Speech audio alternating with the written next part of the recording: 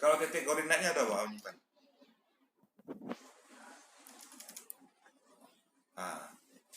Gus Dur.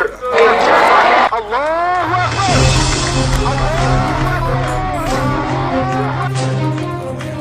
Kita punya kenangan buruk tentang sosok presiden yang diturunkan di tengah jalan, dikeluarkan paksa dari istana negara, dan kita tak mau itu terulang lagi.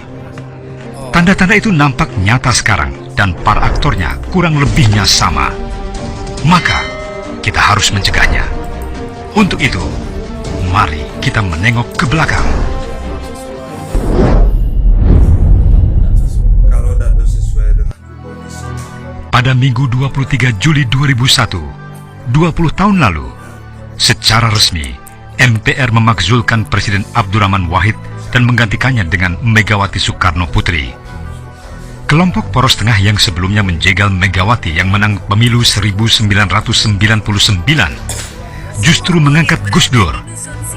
Tapi kemudian poros tengah menurunkannya lagi dan memberikan kepada Megawati lagi. Pemakzulan Gus Dur didukung politisi Senayan, khususnya Partai Golkar, dibantu TNI dan Polri. Wahyu Muryadi, jurnalis senior yang dipercayai menjadi kepala Biro Protokol Istana Kepresidenan pada 1999 hingga 2001, menyatakan ada 4 kekuatan yang saling bekerja sama untuk menurunkan Gus Dur dari jabatan presiden. Pertama, kelompok yang kecewa karena kalah dalam pemilihan presiden. Kedua, sisa-sisa Orde Baru yang masih berkuasa. Ketiga, poros tengah yang tadinya menjadi sekutu Gus Dur menjadi presiden versus Megawati. Keempat, TNI yang tidak senang dengan supremasi sipil dan pemisahan dengan Polri yang diputuskan pada masa Presiden Wahid. Peletup tambahannya, pemecatan Jenderal Bimantoro sebagai Kapolri dan menggantikannya dengan Jenderal Khairuddin Ismail tanpa persetujuan DPR. Sejak saat itu, polisi terbelah sikapnya.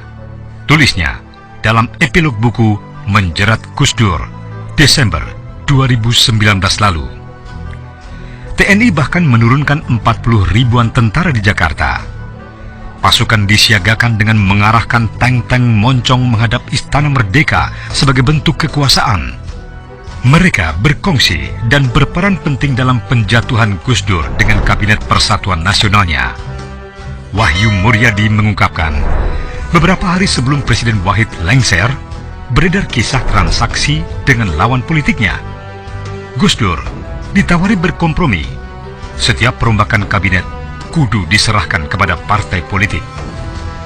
Ada juga tertulis dalam buku karya Firdika Rizky Utama itu, desakan dari kelompok tertentu agar Gus Dur menerapkan syariat Islam di seluruh Indonesia supaya kaum Islam membelanya. Gus Dur menolak seraya menggebrak meja dan mengatakan, lebih baik jatuh melakukan politik transaksional semacam itu. Beberapa kalangan yang dulu turut menaikkannya pun kemudian berubah haluan. Sikap konfrontatif Gus Dur ini menimbulkan kemarahan lawan politiknya. Dalam sebuah wawancara dengan Tempo 26 Desember 2003, Gus Dur mengatakan, kalau bergantian saya sih, itu memang menunjukkan rendahnya nilai para politisi kita, tokoh-tokoh partai-partai kita. Mereka sama dengan kekuatan-kekuatan anti-demokrasi. Itulah yang tidak saya duga sama sekali. Jelas sekali pemakzulan Gus Dur penuh rekayasa, tipu muslihat, dan dibuat-buat, dan aktor-aktornya masih hidup sampai sekarang. Tapi kita mengenal mereka. Sebagiannya sudah jadi pecundang. Mungkin mereka makmur dan kaya raya, tapi tak punya kehormatan. Lihat saja Amin Rais. Dia menjelma sebagai tokoh yang terus diolok-olok. Julukan Sengkuni untuknya menggantikan Durna di masa menjelang kejatuhan Soekarno bagi orang istana yang suka mengadu domba. Buku Menjerat Gus Dur juga mengungkapkan berbagai skenario para aktor untuk mengerahkan massa dan mahasiswa untuk melancarkan kerusuhan. Hal itu juga yang diulang-ulang dalam beberapa tahun terakhir ini. Membangun kesan Gus Dur dekat dengan komunis dan lagi membangkitkan paham komunis juga pola yang diulang kini pada pemerintah Jokowi. Dan kita tahu rezim mana yang gemar melempar isu komunis. Saat itu, Gus Dur memang mewacanakan islah dengan korban gerakan 65 dan meminta maaf kepada keluarga korban G30S. Mahfud MD menyebut secara yuridis pemakzulan Gus Dur tidak sah.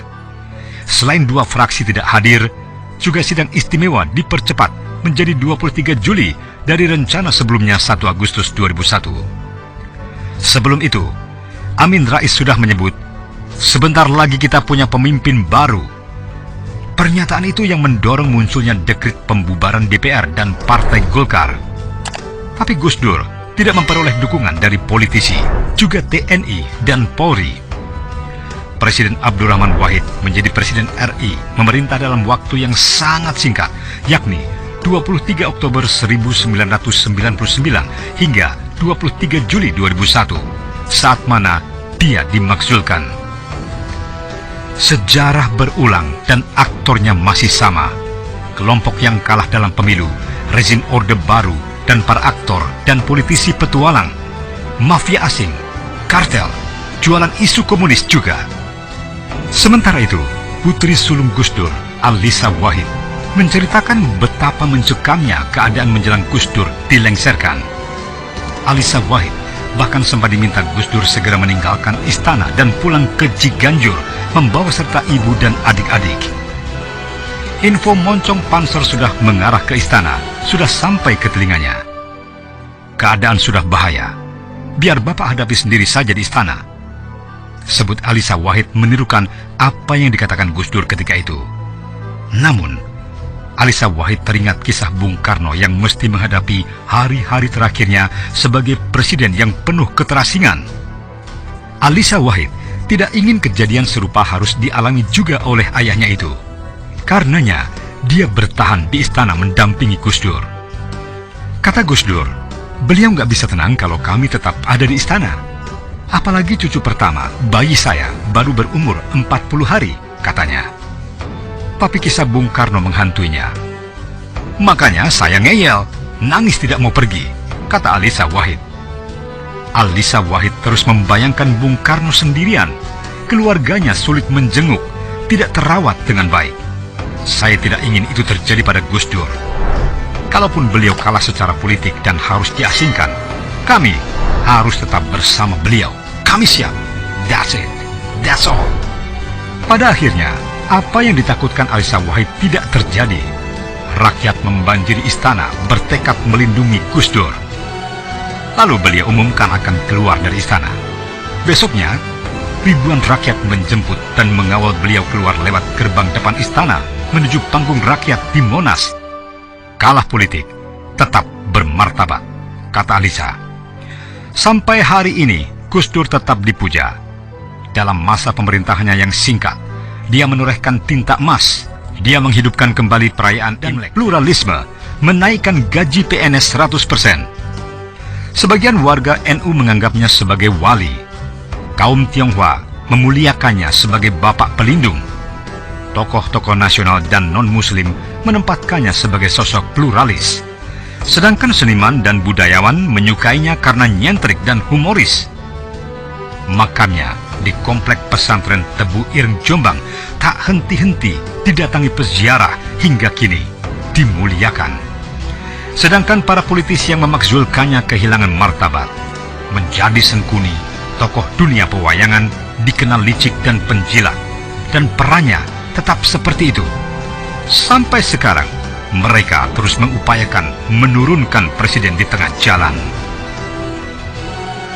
Lilir, tandure wis semilir, tak ijo royo-royo, tak songkos.